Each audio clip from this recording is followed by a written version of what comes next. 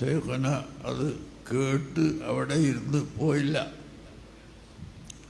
2 മണിക്കൂറിലധികം ഞാൻ വയറ് പറഞ്ഞു. അന്ന്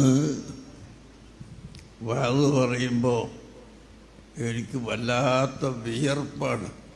വല്ലാത്ത വിയർപ്പ് എന്ന് പറഞ്ഞാൽ കുപ്പായവും ഒക്കെ നനഞ്ഞ് ഇങ്ങനെ പിഴിഞ്ഞാൽ വിയർപ്പ് ഇങ്ങനെ പിഴിഞ്ഞാൽ വെള്ളം വീഴുന്നതുപോലെ വരും.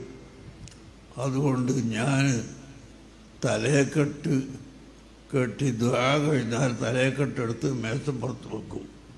എന്നിട്ടാണ് വയറ് പറയുക. ഇങ്ങനെ വയറ് കഴിഞ്ഞതിന് ശേഷം എന്നെ ഒരു മൂലയിലേക്ക് കൂട്ടിക്കൊണ്ടുപോയി ഇതെന്തിനാ തലയെക്കെട്ട് എടുത്തു വെച്ചാണെന്ന് ചോദിച്ചു.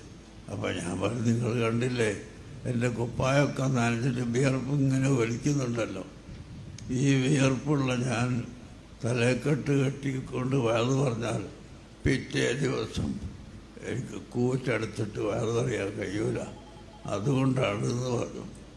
അപ്പം എന്നോട് പറഞ്ഞ വാക്കിൻ്റെ ഗൗരവം, നാളെ മുതൽ നിങ്ങൾക്ക് ആ രോഗം ഇല്ല. ഒരൊറ്റപ്പുറത്തിനൊക്കെ പറയും.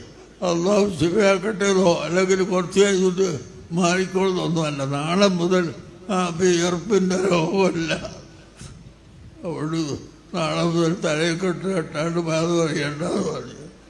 അങ്ങനെ പിറ്റേത് മുതൽ എൻ്റെ ആ രോഗം ഞാൻ കണ്ടിട്ടില്ല.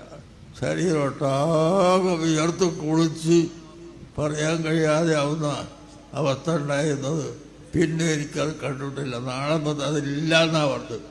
അപ്പോൾ ഇന്ന മിൻ ഇബാദില്ലാഹി മൻ ലൗ അഖ്സമ അലല്ലാഹി ലഅബറഹു എന്ന ഹദീസ് ഞാൻ ഓർക്കുകയുണ്ടായി. അള്ളാഹുവിൻ്റെ അടിമകളിൽ ചിലരുണ്ട്, അവർ ഒരു കാര്യം സത്യം ചെയ്ത് അങ്ങോട്ട് പറഞ്ഞാൽ അള്ളാഹു അതിന് നടപ്പിൽ വരുത്തും.